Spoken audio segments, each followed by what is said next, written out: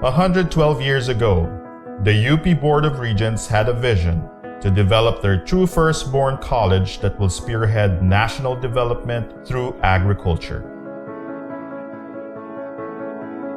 At the foot of Mount Makiling, Edwin B. Copeland, together with 7 faculty and 12 students, embarked on the journey to create the UP College of Agriculture, or UPCA.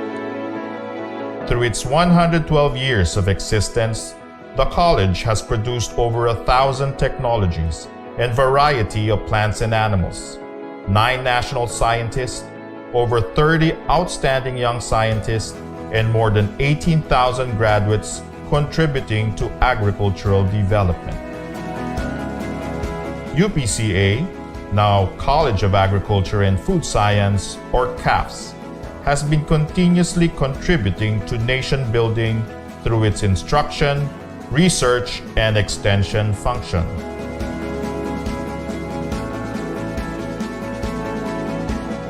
A mere 10 years after establishment, the college was able to start breeding works with the production of sugarcane varieties with high productivity and resistance to Fiji and mosaic disease. In the 1920s, the importance of agriculture was intensified and UPCA was recognized as neighboring countries began sending their students to Los Baños because of the high quality of education. In the 1930s, breeds with superior characteristics such as the Burkhala pig, Los Baños Cantonese chicken, and Philippine cattle were developed. The 1960s was a fruitful decade for research. Makapuno, a coconut cultivar often made into a dessert, was pioneered and perfected. Meanwhile, the Dairy Training and Research Institute was the first in the country to freeze buffalo semen, paving the way for artificial insemination of local carabaos. Along with the establishment of UPLB in the 70s, the college received the prestigious Ramon Magsaysay Award for International Understanding, Asia's counterpart for the Nobel Peace Prize. In the same decade, the C4 plants were developed. The soil test kits were produced in support of the Masagana 99 program, and the mango induction technique was introduced. Continuing the production of quality research outputs in the 1980s, techniques to minimize post-harvest losses, the accelerated fish sauce manufacturing process, and the rapid test kit for the detection of pesticide residue on vegetables were developed.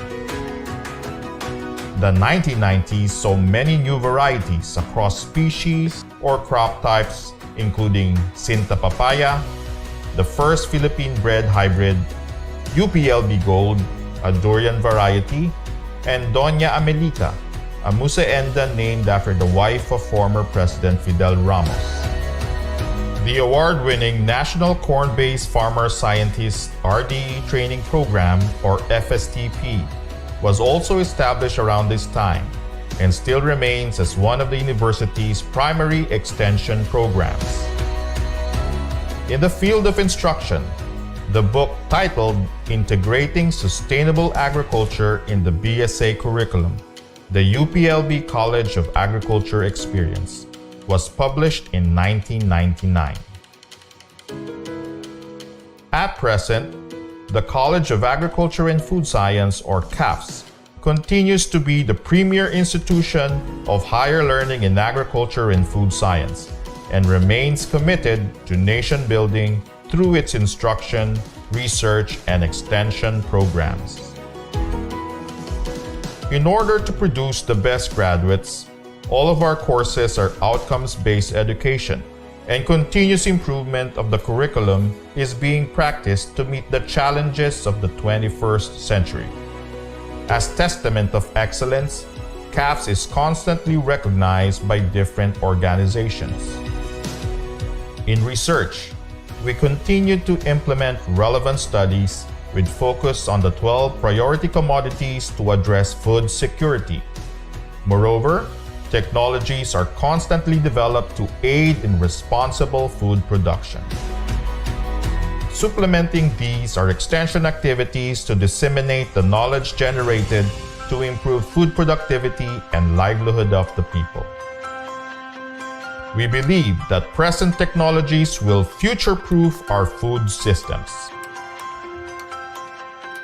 Some of our notable developments are iDetect, Coraginam, Plant Health and Pest Clinic, Pest Management Tools and Techniques, Smarter Pest Identification Technology or SPITech, Snap Hydroponics, Drone Technology, Rapid Immunofilter Assay for Virus Indexing, Nanofertilizers Fertigrow, Turbogrow, Nanobiosensors, and Biochar.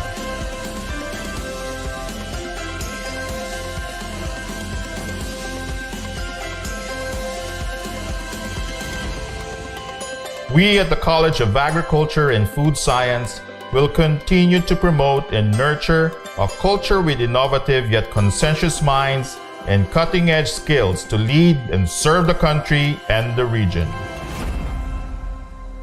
We are one college with one goal towards sustainable food systems.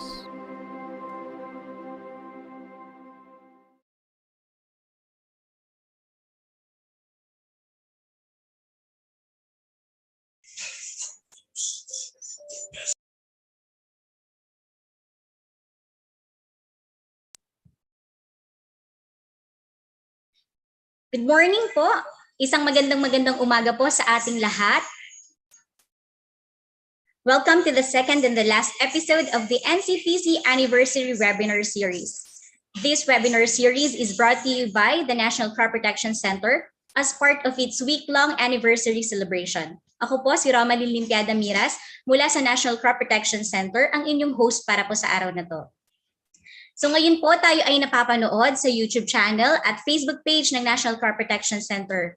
You may share the YouTube and Facebook links to your friends and colleagues so they can also watch with us. So nais ko po munang batiin ang mga sumusubaybay kasama natin sa oras na ito na mga mula po sa PhilRice, from Caraga Region, Eastern and Northern Samar.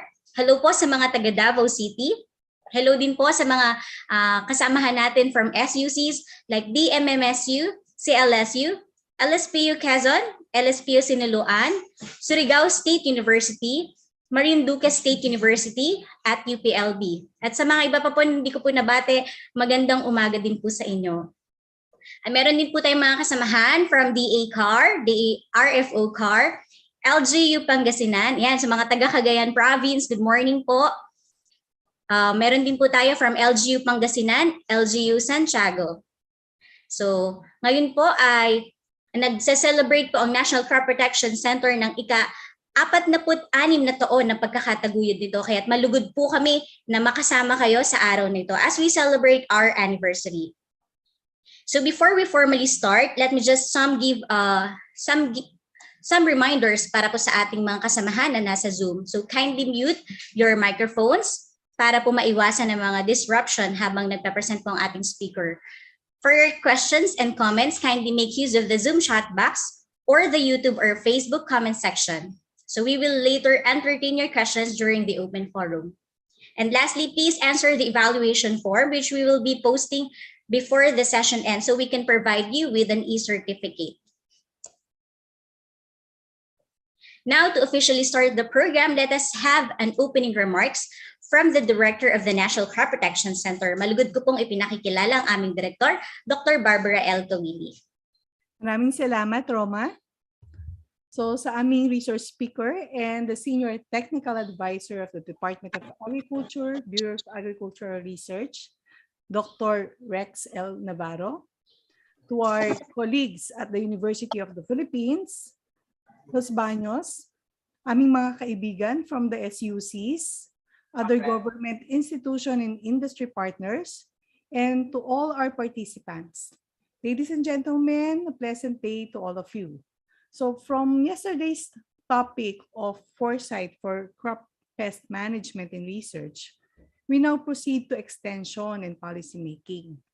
When we talk about the futures of crop pests and disease management, we must take into consideration so many factors that change over time. So, kailangan din nating malaman ang needs ng mga farmers, the demands of the consumers, at ang mga different agricultural innovations, the change or shift in crop pest infestation and disease incidents, among others.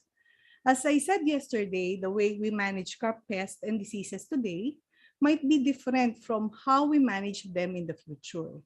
That is why we need to review the current extension systems and policies and come up with recommendations for the development of efficient systems in future scenarios. So I hope that today's webinar will provide us with much needed understanding about what is in store for our extension workers, our farmers, and other stakeholders. May this inspire us to think about how we can effectively strategize our extension work in this ever-changing world and inspire us to participate in policymaking.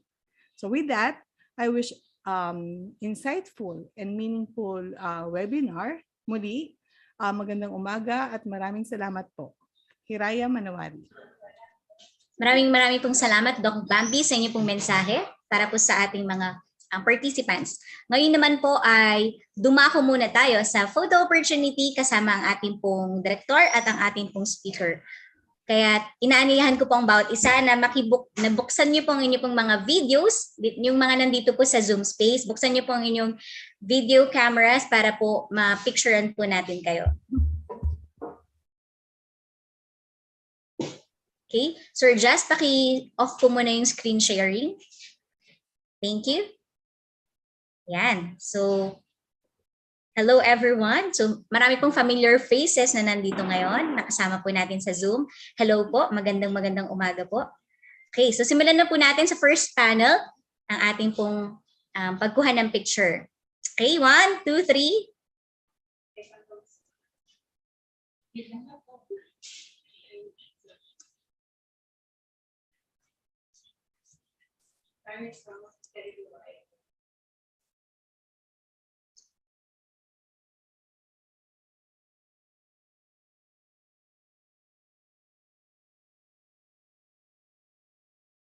Yan, so manatili lamang po naka-open ang inyong camera habang sineset up po natin.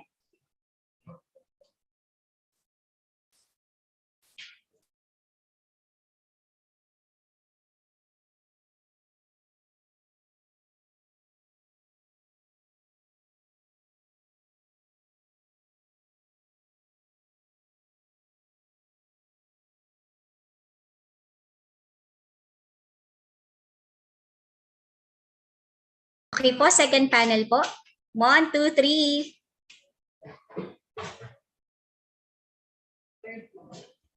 Okay, third panel po.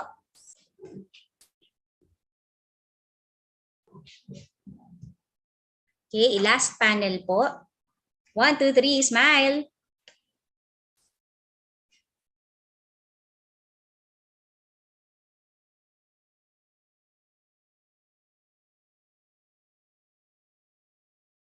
So marami pong salamat sa mga nakilahok sa ating pong photo op.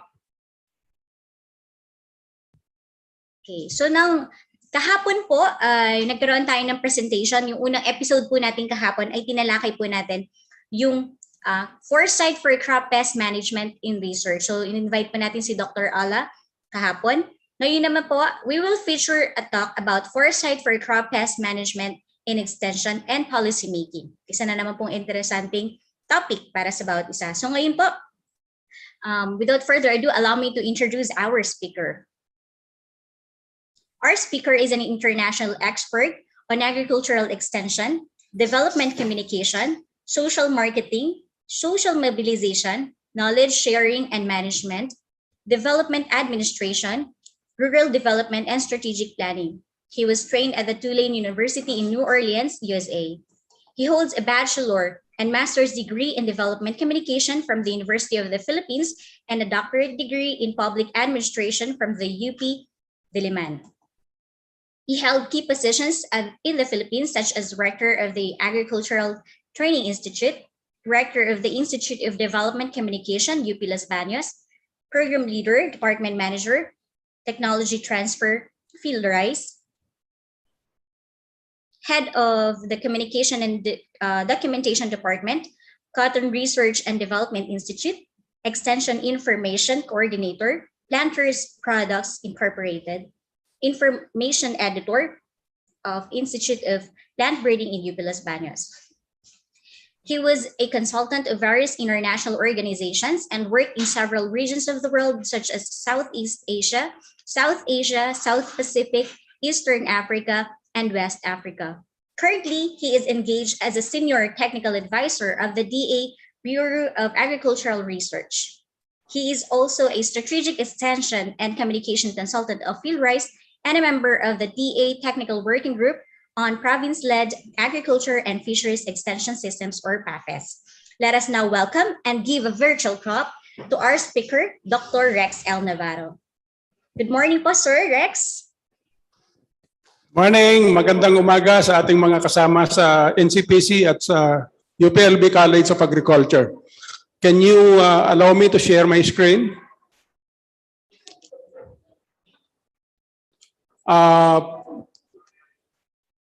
There you go. Okay, kita nyo na ang aking screen. Medyo nalito ako kasi yung sa website ninyo, tiningnan ko kagabi, nakalagay ay public service. Pero yung invitation ay policy. But anyway, what I did was to broaden the scope of my presentation para it will really cover actually agriculture, no? And so anyway, kasama na naman dyan ang pest management. And yeah, this is really a very timely topic because we are speaking about the future. Yung sabi nyo ay foresight. So I tweak it into the future of crop management, agriculture as a whole in extension and public service. And we are also very happy that with me here, I'm in Field Rice Central Experiment Station in Maligaya, Muñoz, Nueva Ecija, because we are trying to have a meeting on crafting a new, refreshed strategic plan for rice research for development and extension.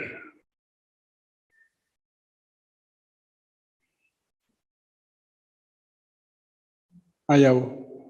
Okay. So my presentation will be 5 parts.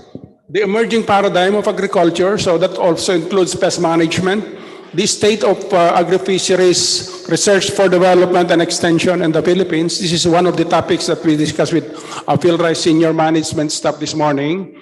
And then, of course, including reforming our agri-fishery research for development and extension, the opportunities and challenges of agri-fishery research for development and extension, and a success formula.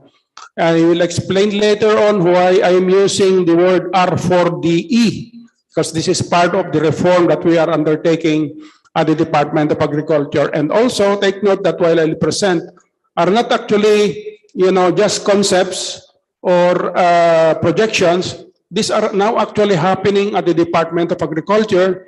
And there is now a very good opportunity because we will soon have a new leadership, not only in the Department of Agriculture, but the whole Republic, so that we will really be able to realize and really scale the ideas that we have started in the outgoing administration. So this is the first part, the emerging paradigm of modern agriculture. And everybody speaking about paradigm shifts. So you may have seen this. I've shown this earlier to Field Rice. This was published by the Philippine Daily Inquirer last week, May 12. And I was discussing here, this is really the futures. If you speak about the foresight and the future, not only of agricultural extension, but research. Agriculture 4.0 is the emerging paradigm. I'm really very happy that I'm beside that famous guy. That guy beside me in the column section is the grandson of the late President Manuel L. Quezon, and he writes, I'm one of his admirers. He writes very succinctly and very clearly.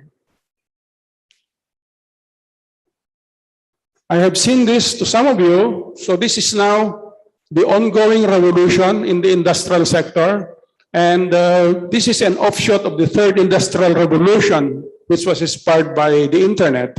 And now we are really blurring lines.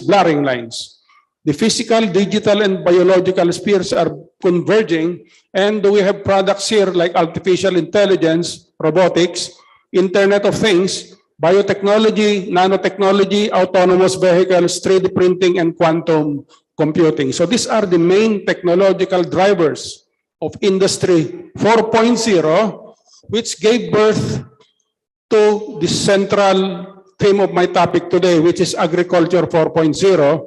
And you see now all this, this is not just a diagram, it's happening in the more advanced countries and also have some sprinklings in the Philippines. So now, the most common now in our country are the drones, that are applying inputs, your pesticides and your fertilizers. And they're also doing some operations in the farm. Like, I think the overall theme here is precision agriculture, including the tractor that is driven by a sensor and so preparing the land in a very precise manner. We have this Erie already has introduced, and some farms, more advanced farms in the country are already doing this. And yes, very nice technology here are the cows. Trying to talk to that guy. There's only one guy in this farm, and that guy is in his house. And his cows are texting him if they want to be milked, if they need attention, if somebody will give birth, etc. So he's in complete contact and connection with his cows. And yes, all this data are fed into his computer, and this forms the database, the big data that he uses to operate his farm. So this is a small and smart farm. So when you use precision technology, whether it is a small or a big farm, essentially, it is all anchored on digital technology. This is now the landscape of agriculture, and this is the aspiration of Hillrise, that we would like to really help modernize rice agriculture, because right now the word is smart rice agriculture, globalized and mechanized. We have these components now, especially in RCEP, informatized, because the technologies that we are using are now essentially knowledge intensive and information intensive, of course, climate smart, diversified, and competitive. So hindi yata masyadong malinaw. I forgot to put the source here, but I think this is from Oliver, somebody. I forgot the share name. But these are the sets of smart agriculture technologies in fisheries and inland agriculture. So hydroponics, you have heard this, bioplastic, seaweed farming, desert agriculture, vertical urban farming, genetic modification, 3D printing, I mentioned this earlier, nanotechnology, drone technology, data analytics, Internet of Things, precision agriculture. So this is the way we really have to generate and share technologies, because this is the future of agriculture and very particular in pest management. This is the way we should do future-proofing in the university. I got this, I somewhat altered it from the university address of the president of the Mariano Marcos State University. And I hope that not even in the college and in the institute level, so these are driven by Industry 4.0 technologies. The tripartite functions of instruction, research, administration are driven by technologies like digital, of course, digital technology, digital governance, catalyzed by upgraded digital infrastructure, capacity building, industry, university collaboration, and education, new tools in electronic education. So this is their vision, and we hope that we also have somehow, I think even the university should have this, because I think recently, this is my next slide. 112th year, this was 2021, and future-proofing UPLB. So this is the Chancellor's vision, sustaining relevance of the university, through the methods, approaches, and framework to minimize the cost and impacts of shocks. As an extension profession, in the extension profession, sana we can really bring this on the ground. So when I say on the ground, pagdating dun sa department, sa institute, sa college, and then in the university, reflected in the tripartite functions of instruction, research, and extension. Without operationalization, as I've observed in the other organizations, 6 years from now, baka ganyan pa rin ang sinasabi natin. And so it's always in front of us. There should be a time when that vision and that aspiration will be beside us. It's really very difficult to be behind us because this aspiration will always be, in front of us. But how I wish that someday this will be beside us. I've said this earlier at PhilRise. So when you speak about the future, not only of extension but research, because this is the paradigm that we are now following, that research, development, and extension is a continuum. They will always go together. It's really very difficult to separate now research, development, and extension, and we call it now research for development and extension at the Department of Agriculture. So if you look at the global players, medyo maliliit, pero if you notice, Cargill, Bayer, John Deere, Syngenta, many of these are pesticide companies. And, their combined revenues, they may even be bigger than the gross domestic product of some developing countries. And they are here in the Philippines. In fact, our director at the Philippine Rice Research Institute came from one of these companies himself.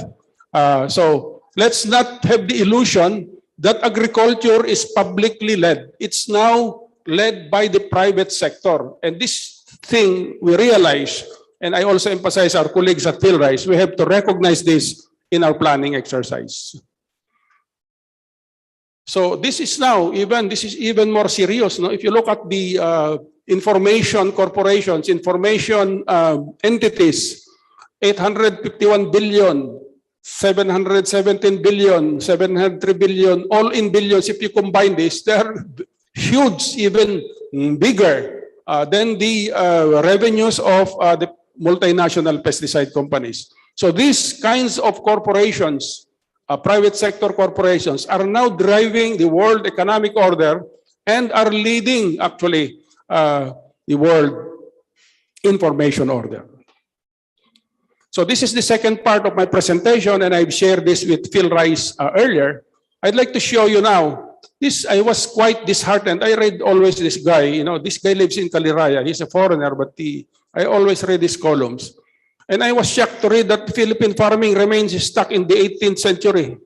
Oh my God, totoo ba yan? Papayagan ba natin yan? Except, sabi niya, bananas. One day, rice dapat ay hindi na kasama dyan. No? Isa na ng exception. But I think he may have an objective because he comes from a developing country and he may have a different, of course, perspective on viewing agriculture in this country. Mali yung aking nauna. Anyway, so let me just show you, this is animated, the setup of agriculture research for development in this country, and it's composed of 5 major players from the Department of Agriculture, the BAR, and definitely you have projects funded by BAR. BIFAR on fisheries, the other DA agencies, all in all, this is about 20, bureaus, attached corporations, and attached agencies, and the DOST through PICARD, which has absorbed PICAMARD, and the more than 100 state universities and colleges. So this is the diversity and multiplicity of players in our research for development system. And on the other end, in extension, I was also discussing this earlier, our extension is a fragmented system because you see there is a national agency supposed to be the apex, but it is not in control of the provinces and the municipalities, and many of the extension functions and programs going to the same farming and facing communities are done by, the Department of Agriculture, the other national government agencies, the universities, international NGOs, the private sector, and civil society organizations. So it is a fragmented system, not only, both on the research side and on the extension side, no? Because nobody is overseeing this at the Department of Agriculture. And so what is the outcome? Compartmentalize, agenda of all these agencies because nobody is unifying them, a fragmented extension service delivery, a weak linkage among research extension institutions with farmers and fisher folk, and we call this has been a perennial problem, because we are using the old antiquated methodologies.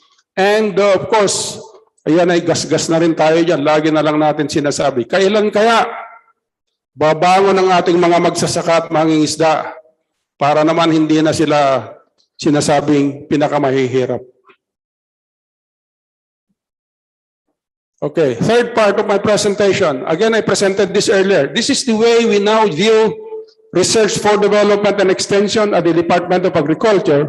So we view it as a continuum. Hindi na pwedeng paghiwalay yan from basic research to frontline extension.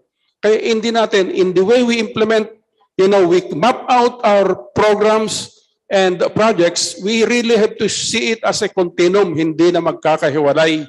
Kaya pag nag-submit, sinasabi ko sa bar, pag nag-submit ng proposal sa bar, dapat yung research area, including the scaling on the extension aspect, nakalagay doon.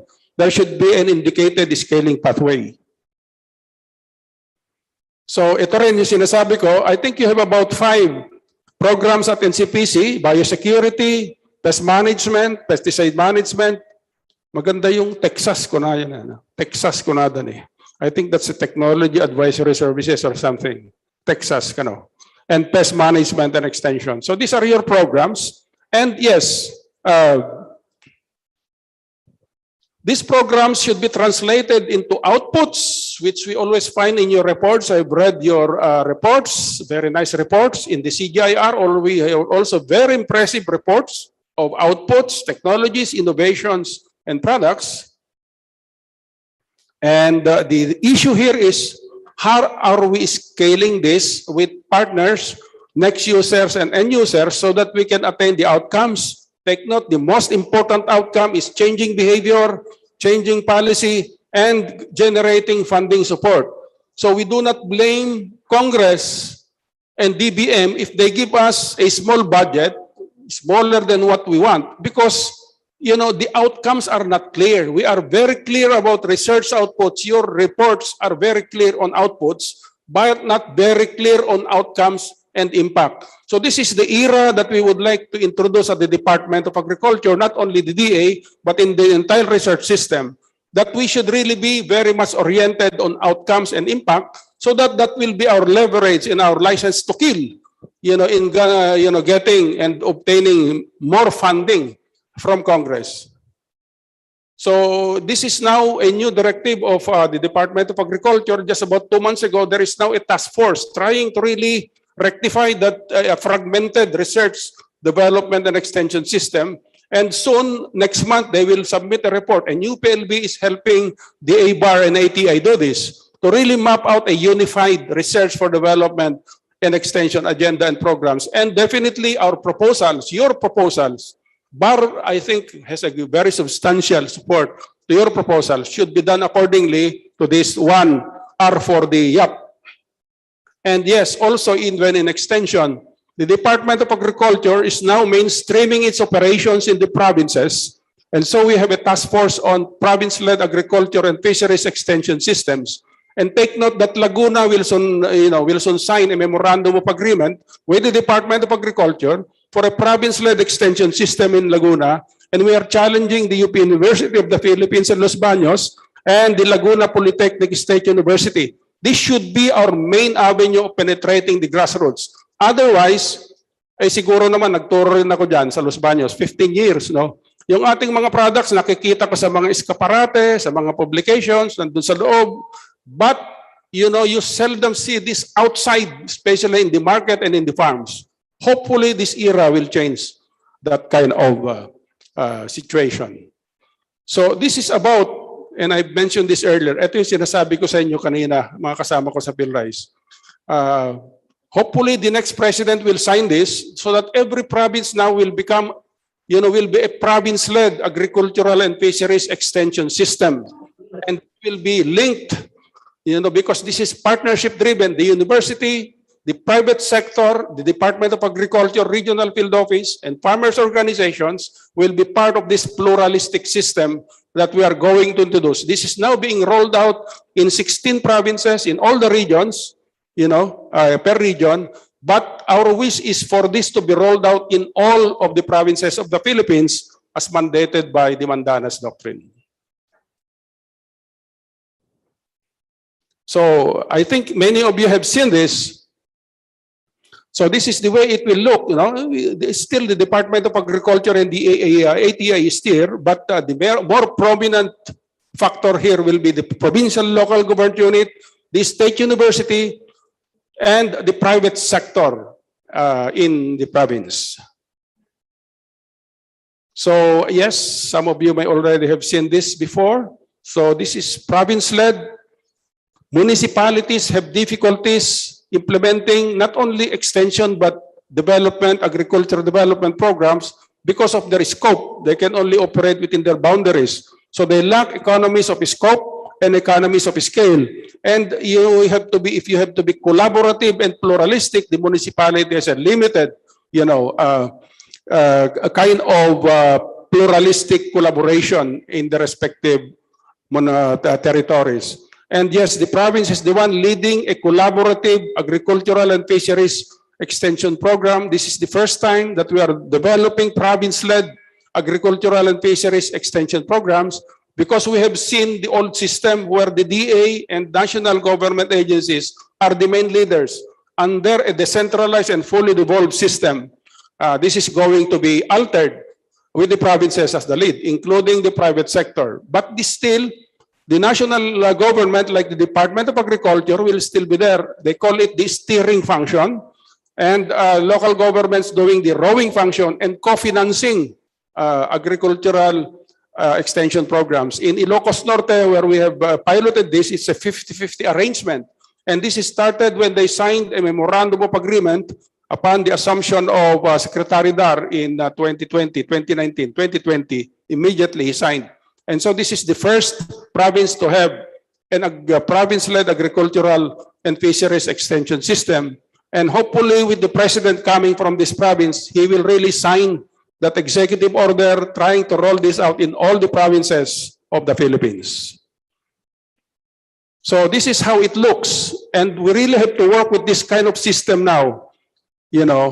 So the major actor here will be a province, the implementing arm will be a provincial extension center and governed by a management committee, or they want to call it a management council, and that is chaired by the governor, co-chaired by both, the DA has two regional directors, the Regional Field Office Director and the Bureau of Fisheries Director, with the SUC President, the League of Municipalities, League of Municipal Agriculturists, heads of DA in the province, and the private sector, and the rural base organization representatives. So this is how it looks.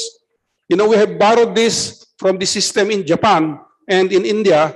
So you see here, there is a center director that is essentially, it's not a new position, it is a designation. Normally, by experience, the provinces, they appoint the provincial agriculturists as the center director, supported by the staff.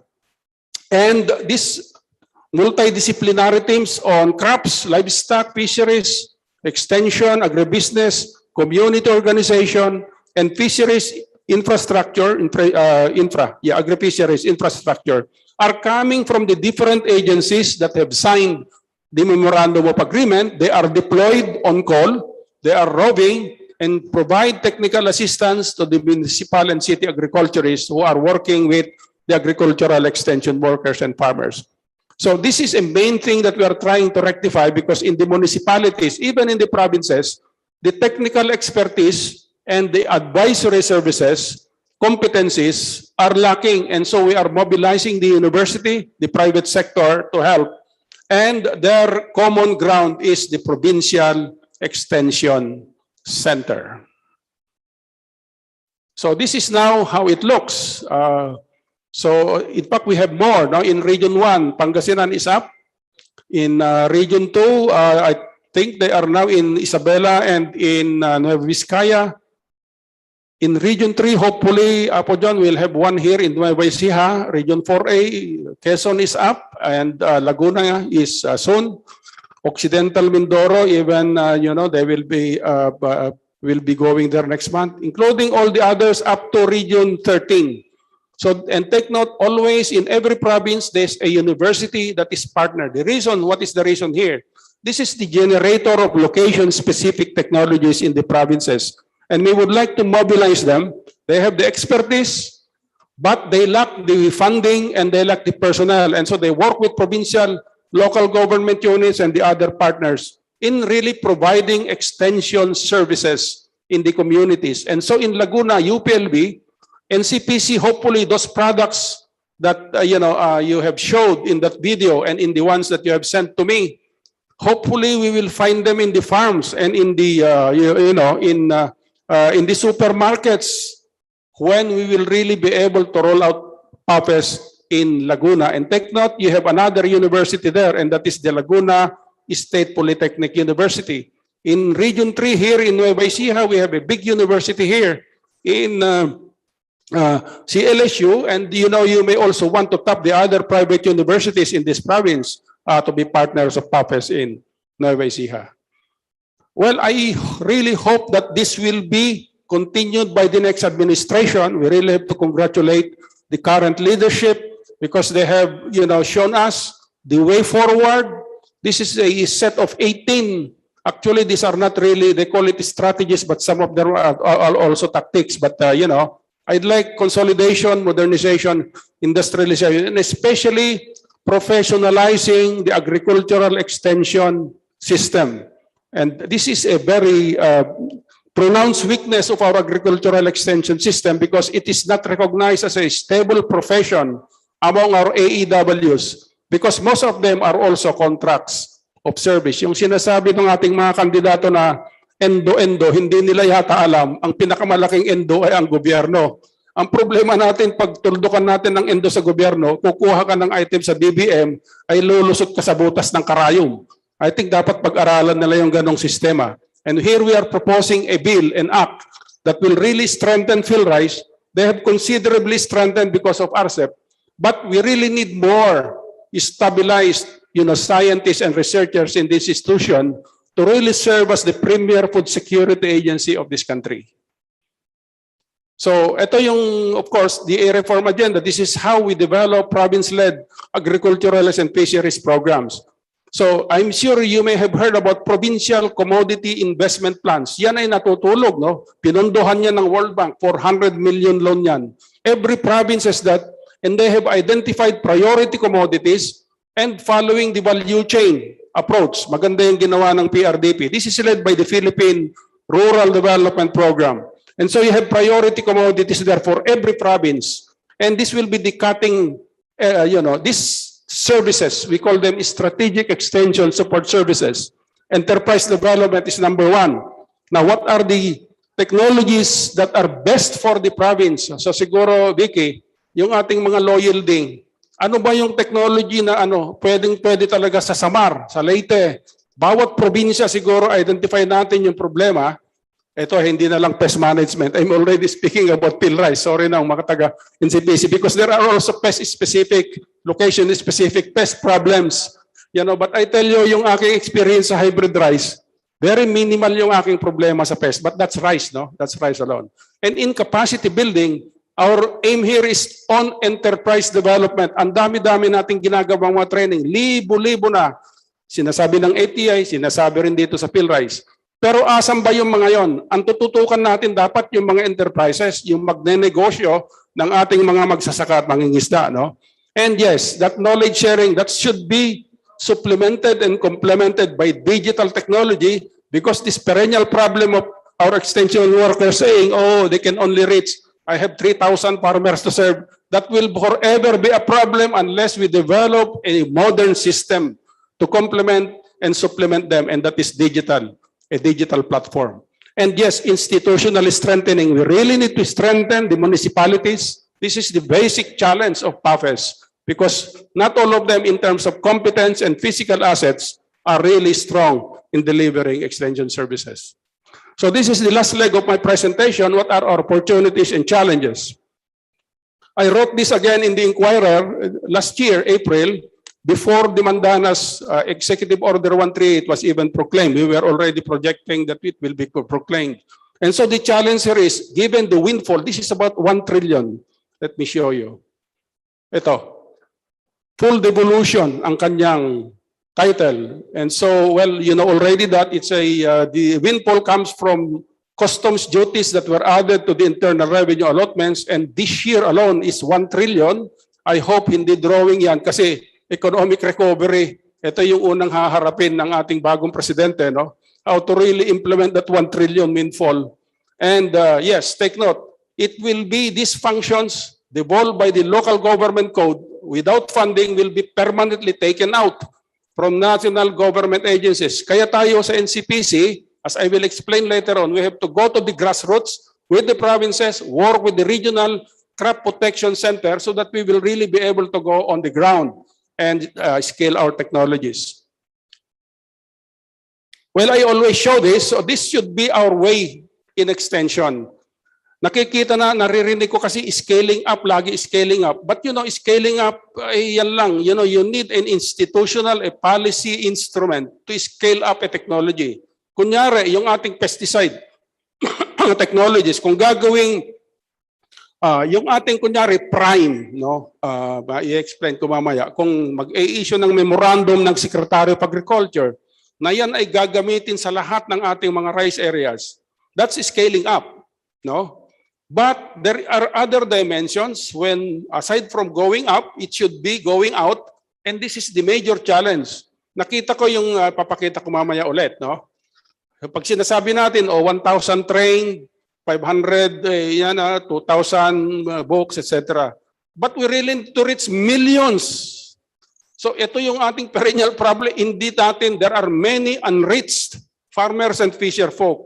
And again, to quote our national scientist, sinasabi niya, yung bottom half, bottom 50, yun ang hindi natin nare-reach kasi yun nga, we are using traditional methods of scaling. But the most difficult is the one that scaling it deep. When you scale deep, apayaw mo tayo. Changing, nandun pala. Bumaba lang yung aking araw. Changing the mindset, values, and practices of our farmers and fisher folk.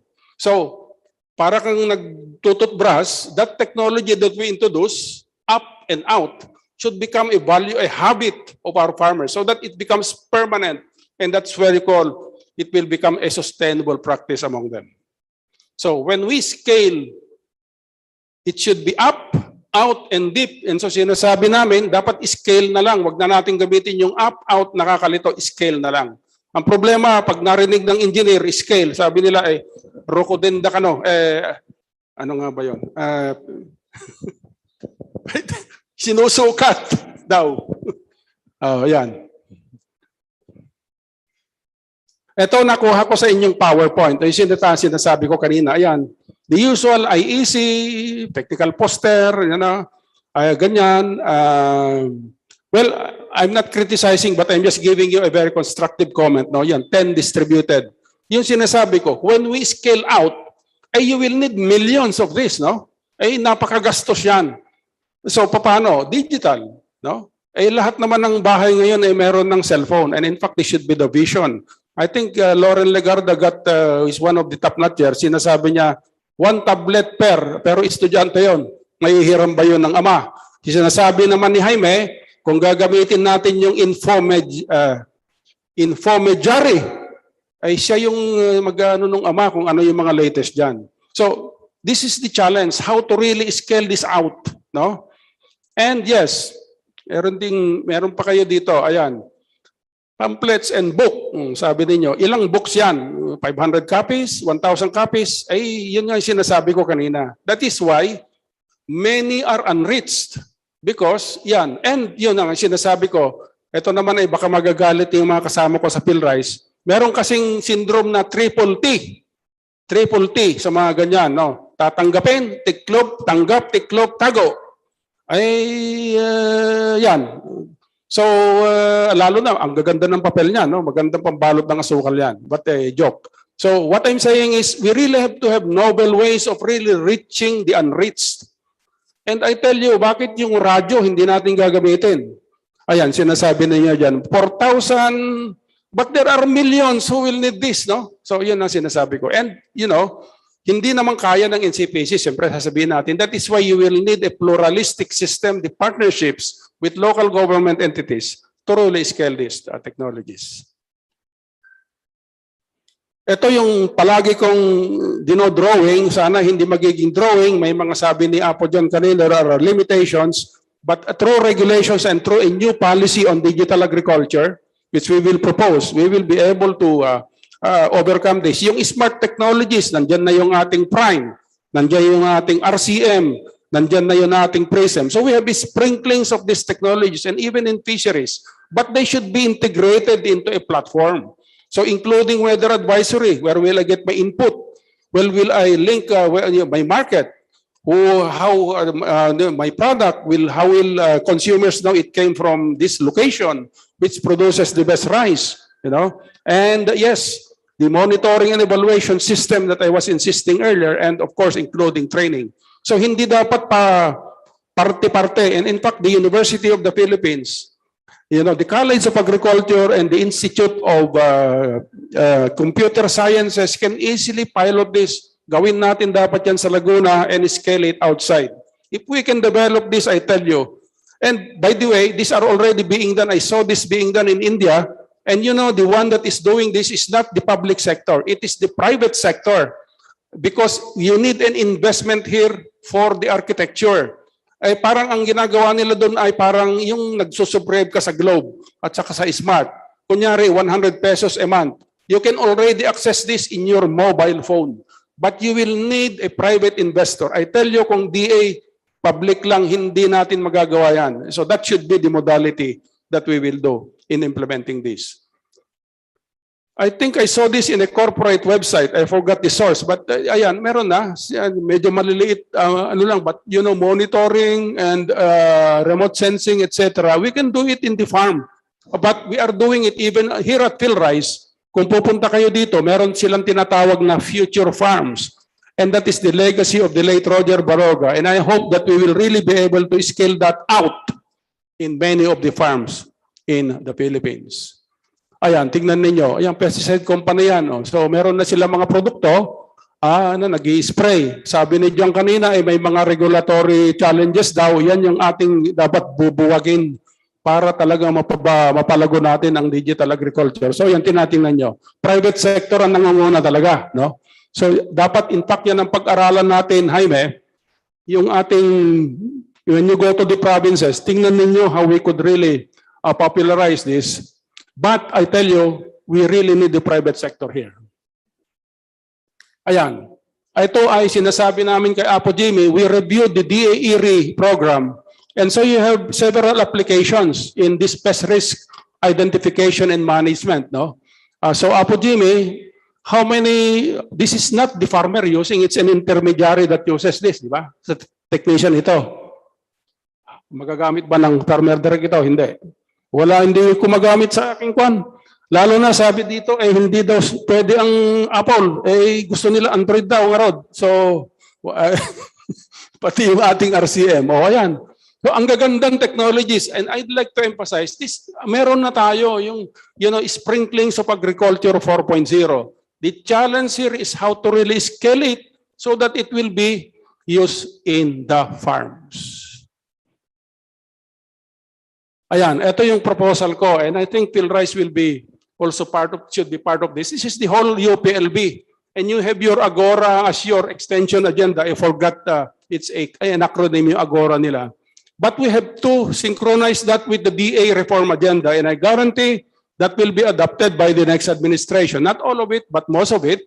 And here you have your institutes and colleges, and I'd like to emphasize there the National Crop Protection Center, and which should be linked with the regional crop protection centers. There's a regional crop protection center here in Muñoz, right inside the campus of Philrice. But I really doubt, are they really operationally connected with the National Crop Protection Center? Because that is the only way, yung mga pinapakita nating products kanina, that's the only way you can really scale that with the provinces, because the RCPCs will really be more in a position to link with the provinces to the provincial agriculture and fisheries extension centers and to the grassroots. So I really, if UPLB wants relevance and the scaling, this is the way we really have to do it, and specifically NCPC in the future. This is your foresight, to link with the regions, RCPCs, and to link with the provinces through PAFES. Ito na ang katapusan. Siguro yung mga nagtuturo sa inyo ng mathematics, ay mayroon kayong matatawag na chaos theory. Ito yung kibor. Kung dati Ilocano sa data. Kibor, ang Tagalog ay gulo.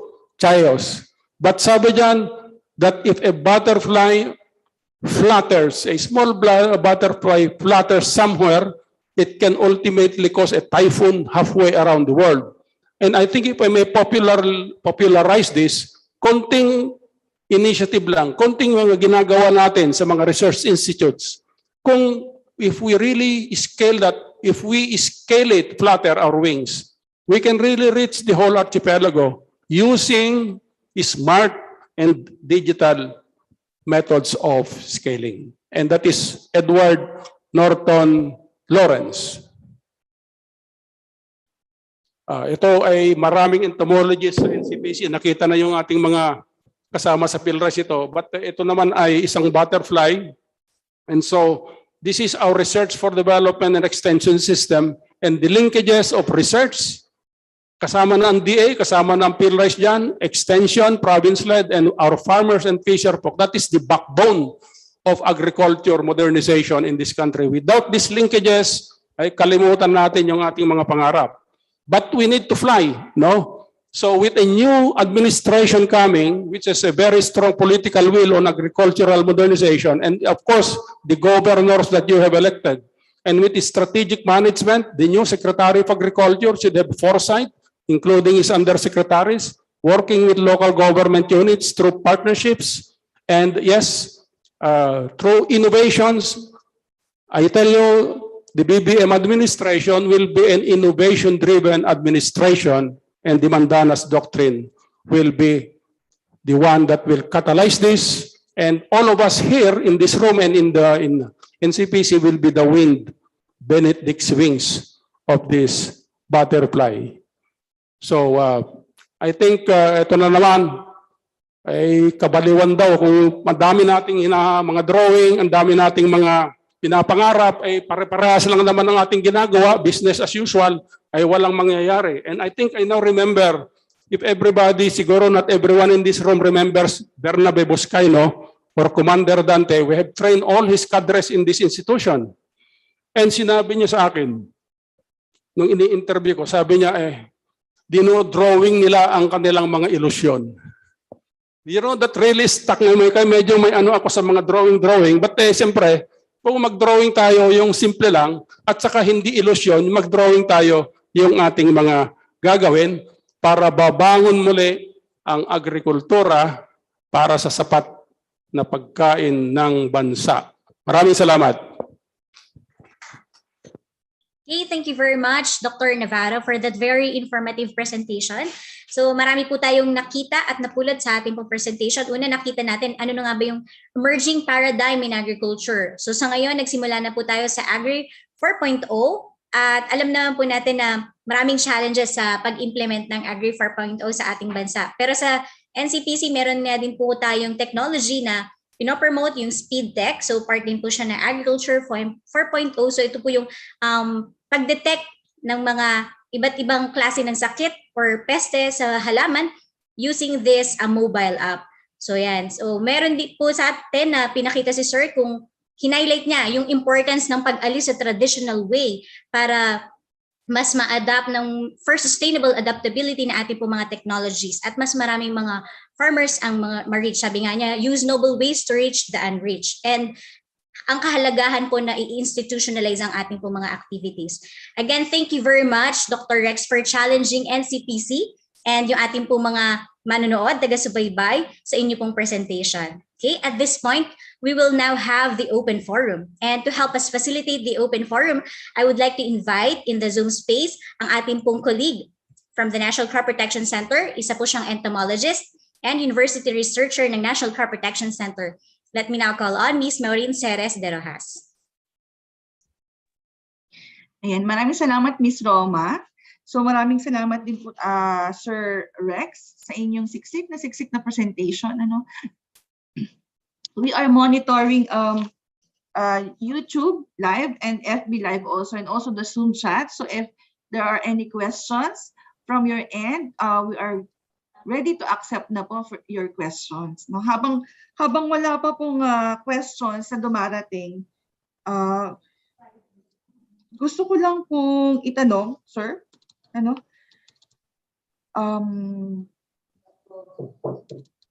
is there a promise of empowering the farmers? Paano po natin mai-empower ang farmers with the PAFES? So doon po sa pag-identify ng problem, kasama rin po ba ang farmers? Naririnig din po ba sila? Yung empowerment kasi, alam nyo, gumawa ako ng libro dyan nung medyo nagiging popular siya nung panahon ni Apo Presidente Ramos. My book is right here at PhilRice. They funded my dissertation on that. But popularizing it, I think empowerment, I think is really putting agriculture industry in the hands of our farmers and fisher folk. That's how I would popularize that. And how? Yun nga, yung technology. Alam niyo kung yung hawak niya ang cellphone, ito ay extension, no? Na kung nandun lahat, no, yung kaalaman, nandun sa kanyang kamay, di ba? But, siyempre, ano pa, resources. What resources does he need? Lagi naman sinasabi ng ating gobyerno, yung input, subsidy, post-harvest facilities, infrastructure, matagal na natin alam yon. And so, ang talagang kulang na lang yung dun sa butterfly is the will to really implement that, and of course, the resources to do it. And so I think in this administration, the province-led extension systems, farmers will be part of that. Nakita nyo yung drawing ko. And there are already investment plans that have been developed by provinces in partnership with every sector in the province. So with that investment plan, mag-i-invest ang province, magne-negosyo yung ating mga magsasaka at mangingisda, pero kailangan nila yung kaalaman, and that should be in their hands through that digital platform that I have mentioned. Ayan, salamat, sir. So, i-implement din po natin ang multi-stakeholder partnerships dito. Ano, sir? Yes, ma'am. Every province has a memorandum of agreement, and every stakeholder is represented there. When they sign that memorandum of agreement, it's a sign of commitment. And in fact, that was the challenge that we were facing when we were implementing it. Sabi nila, paano ko magbabago na naman ang governor, etc. Once a governor signs a memorandum of agreement, that unless it is signed by the successor, that will stay. And take note, the one co-leading that initiative are national, regional officers of the Department of Agriculture, including the university. Salamat po. So, any questions po from the public? We are open po, no? Makikiliti talaga yung isip nyo kasi syempre, wala lang din sa research ang move at wala din po sa government ang move to move forward with the agriculture. So kailangan talaga ang participation ng public, and we're here to ask questions. Paano po natin isa sa katuparan ito? Dadagdagan ko yung sagot ko, ma'am. In fact, you have a very good chance. Laguna PAFES is coming up. And so our extension coordinator at the NCPC, meron tayo, di ba? And then dun sa College of Agriculture, CAPS. Tsaka sa university, yung ating Vice Chancellor. Dapat ay kasama sila doon. That program will be developed for Laguna. Ito, Laguna lang. Dapat nandun tayo because as I've said, this is the only way, best way for us to really scale yung mga sinasabi nating technologies na pinapakita natin during Foundation Day, etc., yung nating Innovation Hub, ay dapat pupunta yan sa bukid at darating sa ating mga magsasaka. Ako naman sir, naniniwala ako na talagang kailangan marinig din po natin yung problema ng magsasaka bago tayo mag-research. At doon po sa projects na ating ginagawa o sinusulat, doon pa lang naka-embed na doon na ito yung problema na kailangan nating solusyonan para meron din tayong plano to extend to them. Parang ganun po. Yeah, basahin ninyo yung Provincial Commodity Investment Plan. Yan ay napakadaming consultation ng ginawa from, input supply, value chain ang tawag ninyo, value chain analysis nandun. And they have a matrix there of the challenges na nanggaling sa mga magsasaka, private industry, etc., and including the interventions. Yan kasi ay gusto naming gagalaw yan. And, idudugsong natin yung PAPES dyan para gagalaw yung mga plano yan. Because take note, the provinces have adopted those, approve it for investment.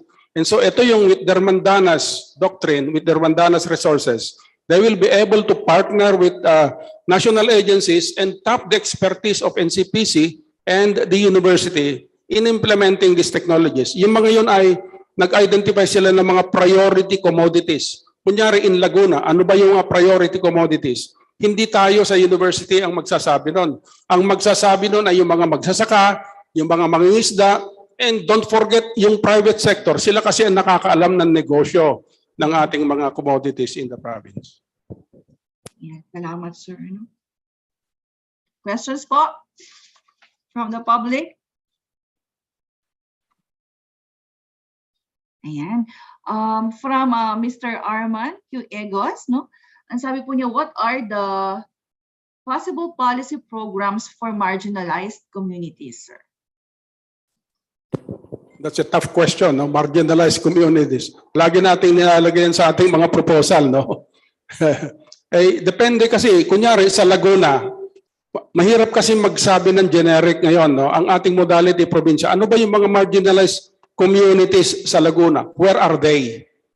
Right in Los Baños, dyan lang sa bakod ng university, ang daming mga nakatira dyan. Marginalized to me. That's a marginalized community. Ewan ko kung nailipat na sila, no? And pupunta ka dun sa Magdalena, dun sa mga hinterlands ng Laguna, nandyan sila. Okay. So if you look at those commodities yung sinasabi ko, ano ba yung pwede nilang pagkakitaan dyan sa mga communities na yan? And so, dapat yun ang pag-aralan natin. At frankly, babasahin ko pa lang yung there are 81 provincial commodity investment plans, no? And we are requesting the PRDP to provide that a copy, as a copy. But the best way really is to conduct rapid rural appraisal. Yan naman ang ginagawa ng before a PAFES document is signed. They normally conduct a rapid rural appraisal to know about the concrete present conditions of all, hindi lang naman marginal communities, dapat lahat. Kasi inclusive, remember. Yung ating principle is unity, inclusion, industrialization, innovation, and integrity. Those are the basic principles of the BBM administration. Okay, maraming salamat, sir. Sinabi ko, hindi po yan ang Secretary of Agriculture. Ito pa ay ipopropose pa lang po namin dun sa bagong administration. Okay, sir. So another question from Mr. Charles Castro. And sabi po niya, how would Mandana's ruling affects the implementation of midstream and downstream research? Very good question. Now, take note, yung fully devolved function, that is agricultural extension. Now, yung midstream research, siguro yung downstream, when you say downstream, adaptive research sa province, pwedeng ipondo yan ng PAFES, ng probinsya. But midstream and upstream, national funding pa rin yan. No? Take note, that should be really clarified. No? Hindi na devolve yan. And so we should not worry like in the national, in the university, no? Hindi tayo affected niyan. Ang affected yan talaga ay yung downstream research that are being done by agencies, national agencies in the provinces. Yun ang madedevolve. No, so another question naman, sir, kay Ma'am Lenet Minoria. Sabi po niya, how do we make sure that farmers do not only get access to the technologies for increased production, but also that they can sell their products to reasonable prices? Para ng question yan sa Secretary of Agriculture. Matagal, di ba ang dami na nating sinasabi dyan, di ba?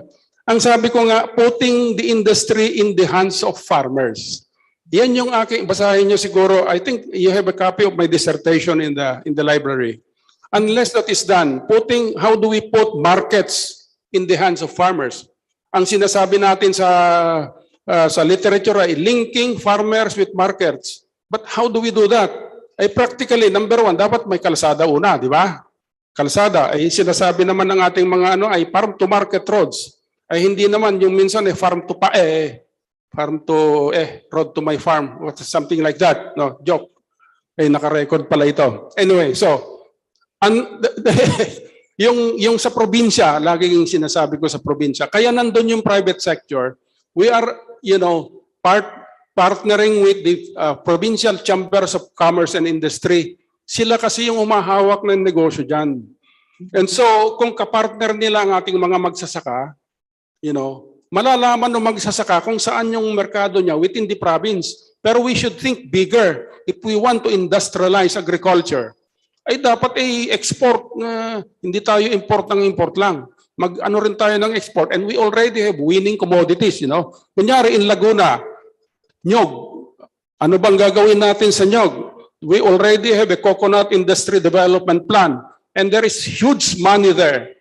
And in our research in coconut, wala yata akong naririnig masyadong research in coconut. In the Visayas State University, they have a well-funded 200 million coconut research development center there.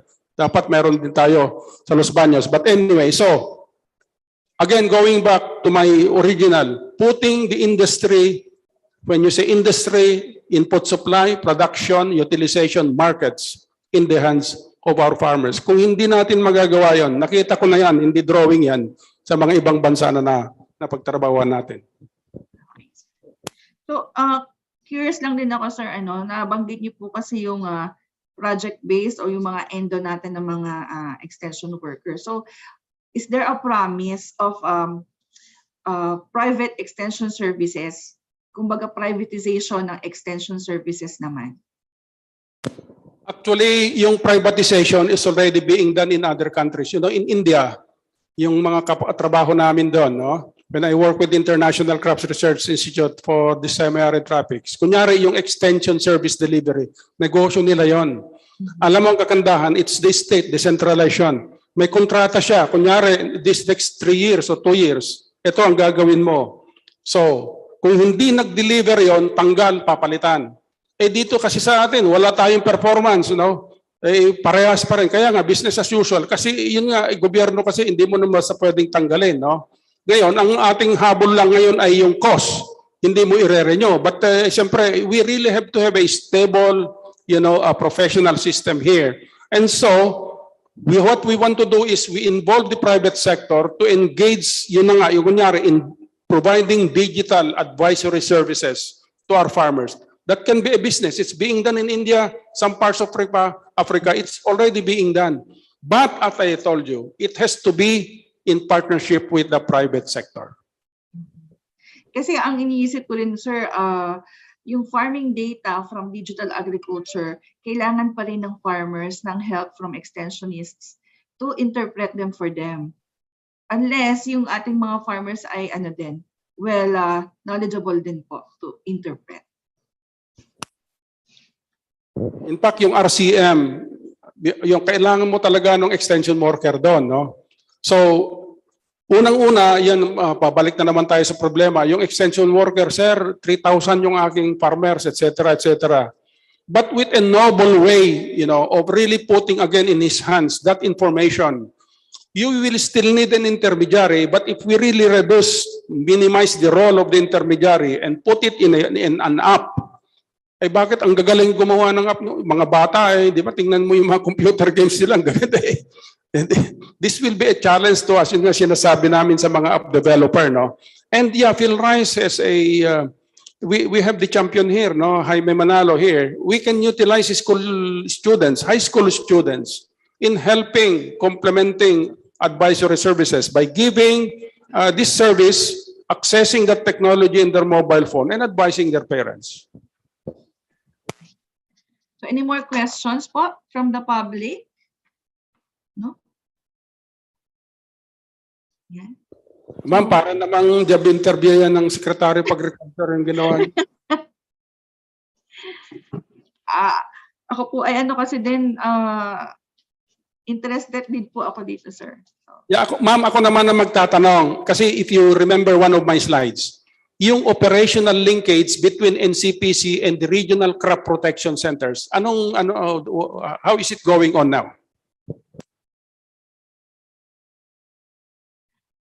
sir, ang alam ko, sir, ito ay we partnered with RCPC po. For example, we have projects or programs to be implemented sa provinces. Usually, ang ginagawa po namin is to connect with the RCPCs and the LGUs. Talagang isinasama po namin sila para alam din po nila at kapag i-extend na po, pwede po silang mag-stand alone. Ganun po ang nangyayari. So, ibig sabihin, there is no institutional arrangement, no, between NCPC and the RCPCs. Ganun ba yan? Projects lang, ganun ba yan? As far as I know, sir, kasi magkaiba po na sila under UPLB po si NCPC and iba pong agency ang RCPC. Okay. Apo, Jimmy, meron daw itong mga ating mga opisyal ng PhilRice. Ano yun?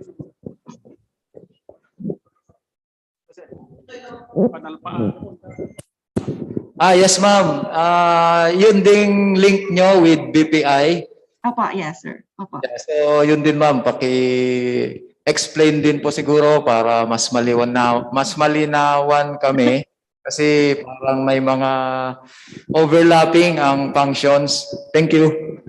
Alam ko, sir, napag-uusapan po nila ito sa kanilang mga management meetings and base po dun sa mga mandato ng BPI at saka ng NCPC, kino-complement naman po nila yung mga duties or roles ng bawat agency. Ayun, sir. Hindi po ako pwedeng mag-speak in behalf of my agency. Pwede ko pong tawagin ng aming director or para mas malinaw ang sagot sa inyo. Ganito siguro, ma'am, with a new administration coming, I would really suggest, siguro chancellor's level ito, hindi na lang College of Agriculture, that we really map out a collaborative institutional arrangement with the Department of Agriculture kasi we can only do so much in the university. But of course, NCPC is a full-time research agency. You know, the DA has just given, I think, 200 million to IPB, for seeds. So why don't we, pero yung mga kasi ad hoc, maganda siguro we have an institutional arrangement, sign a memorandum of agreement with the new Secretary of Agriculture for a UPLB DA R4DE collaborative program. And that will really institutionalize yon. Yung sa inyo, kasi kung nag-sign ng DA, nandun na yung RCPC. Because nakikita ko, I come here, I'm also part of PhilRice. Ang ganda na ng building nila dito, ang ganda na pinaganda ng and the regions have the funds. And so you can top that, and that's your objective in your extension, R4DE, is to really reach the provinces. And we will also urge the RCPCs to do the same, to reach the provinces, because that is the last mile. Actually, pupunta ka pa sa munisipyo, pupunta ka pa sa barangay para makarating yung ating mga technologies in the hands of our farmers. Okay, sir. Sabi nga po ni Ms. Roma, we at NCPC support the activities of BPI and RCPC. Talaga naman pong matatawagan naman po kami every time na may pest problem or may kailangan i-address. We are ready naman to support every time. So yan, yung ganyang klaseng collaboration, that's good, no? Now we have to cast that on stone. And the way to do that is an institutional arrangement. And as I've said, we will propose that we will sign a new agreement. Even PhilRice, we have an office in Los Baños. Until now, that office is the principal office of PhilRice. And until now, of course, this is with the UP system naman, no? And so, kung may memorandum of agreement na gano'n, memorandum of agreement, ay baka naman masosolve na yung aming perennial problem of really, because we are paying rent, in UPLB. Kung partnership-driven yan, dapat i-redefine natin yung partnership so that we'll have a more productive collaboration. Ito ay mga wish list namin for the next administration. And pakisabi mo na rin, ma'am, doon kay Ma'am Barbara, ay kay Dean Agbisit and si Chancellor Camacho. Ay sabihin mo, future-proofing. This is one way also of future-proofing UPLB by collaborating with the main agency on agriculture, and that is the Department of Agriculture. Okay. Makakating yan, sir. Salamat po. So, sa pinakahuli pong question, no, this is a comment from Ma'am Donna May Talatala. Sabi niya, good morning, sir. Sana po matutukan din yung needs ng mga farmers sa mga mountainous area, particularly in Mindanao po. Like we can send them some tools na magamit nila po sa pagsasaka nila kasi di naman mag-abot yung mga makinarya sa mountainous area po. Thanks, sir. Galing naman ng mga tanong. Sabi ko nga, parang tanong yan sa Secretary of Agriculture. Ay, lagi kasi nating sinasabi, naririnig naman natin yan, ma'am. So ang ating gagawin lang, alam nyo, sa aming mga Ilocano, meron kaming saying na aramid ti pakakitaan. Nasa gawa ang makita. Makikita sa gawa. So gawa na lang, gagawin natin. Pero ang unang tanong ko talaga is, where are these people? Dapat alam natin by this time so that ano ba yung pangangailangan nila. And I tell you, the best people who will be able to tell this are your barangay captains, your municipal mayors, and your provincial governors. Hindi maaano yan ng DA kasi nasa taas, nasa helicopter kami. So we really have to work with the provinces so that we will identify the needs of these people, who are these people, and where are they. Okay. Ayan, maraming salamat po talaga, sir, sa siksik na talakayan at presentation na inyong ibinigay today. For now, ibabalik ko po kayo kay Ms. Roma. Ms. Roma? Marami pong salamat, Ms. Maureen, for facilitating the open forum at marami pong salamat kay Sir Rex sa kanya pong pagsagot. So regarding po dun sa institutionalization ng partnership po ng National Crop Protection Center or UPLB, so natatandaan niyo po, sir, ito po yung diniscuss natin last November dun po sa Extension Summit ng CAFS or ng College of Agriculture and Food Science. So ito po yung way forward po natin na ma-institutionalize po yung partnership natin with BPI and with RCPC. So yun, malaking bagay po yung ginawa po natin last year. So ito po yung currently win-workout po ng UPLB. Okay, so sa ngayon po yung mga research activities po na NCPC, binababa po natin yan sa mga RCPCs and BPI. Okay, so again, marami pong salamat. And to all our participants, marami pong salamat sa inyo pong aktibong pakikilahok sa ating pong Q&A forum. Now, bilang pasasalamat po sa ating pong speaker, kay Dr. Rex, allow me to present this certificate of appreciation and basahin ko po ang citation.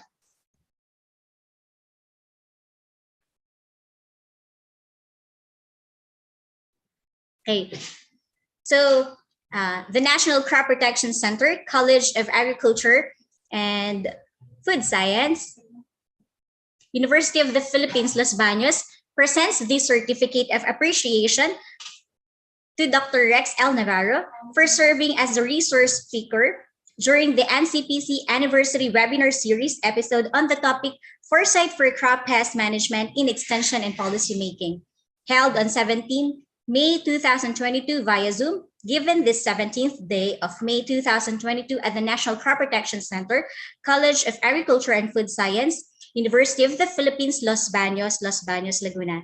Signed, Ms. Charlotte Hagasohas, Chair of the Seminar Series Committee, and Director Barbara L. Cavili. Again, maraming pong salamat, Sir Rex, sa inyo pong sa pag-share po ng inyo pong knowledge and expertise and extension. Maraming salamat. Ang aking masasabi ay, let's do it. Thank you. Tama po yan. Okay, so for the evaluation of this session, please answer the form at bit.ly/AWS-eval2 on or before 12 noon of May 18, 2022. You can also find the link to the evaluation form in the Zoom chat box and comment section. And please make sure to fill out the evaluation form if you want to receive an e-certificate. So now we are almost at the end of the program. And to give us a closing remarks, let me call on the Deputy Director of NCPC, Ms. April Alviar.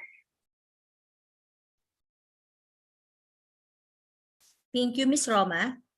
To our resource speaker, Dr. Rex Navarro, and to all the participants for today's webinar, a pleasant morning to all of you.